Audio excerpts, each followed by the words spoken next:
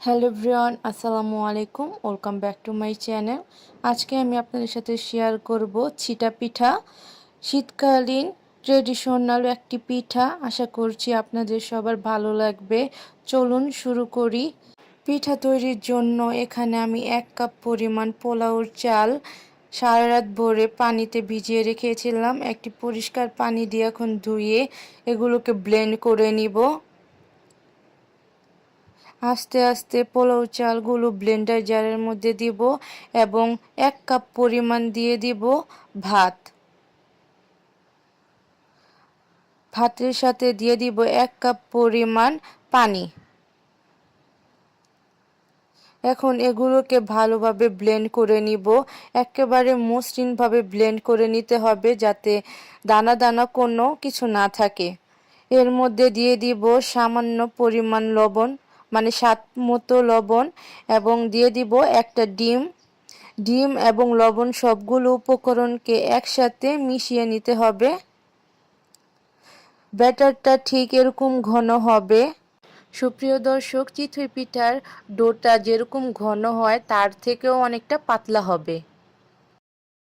এখন এর মধ্যে দিয়ে দিব 1/2 কাপ পরিমাণ তেল ব্যবহার করলে পিঠাটা নিচে লেগে যাবে না, তাড়াতাড়ি প্যান থেকে উঠে আসবে।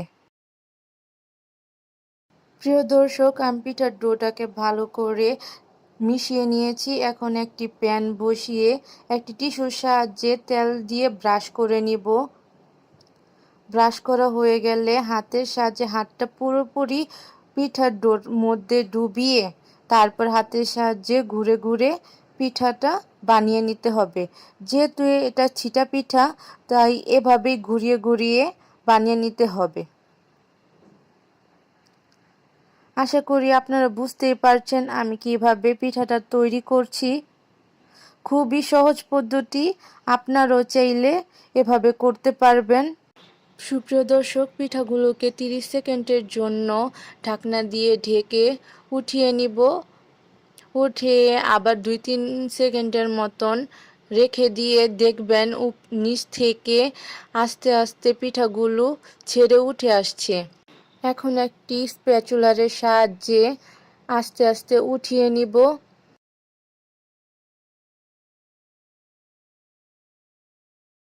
সুপ্রিয় দর্শক, দেখতেই পারছেন আমি কিভাবে ভাঁজ করে নিয়েছি।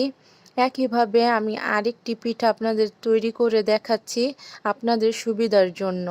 আশা করছি আপনাদের এই ভিডিওটি ভালো লেগেছে। একটুও যদি উপকৃত হন তাহলে আমার চ্যানেলটি অবশ্যই সাবস্ক্রাইব করে দিবেন।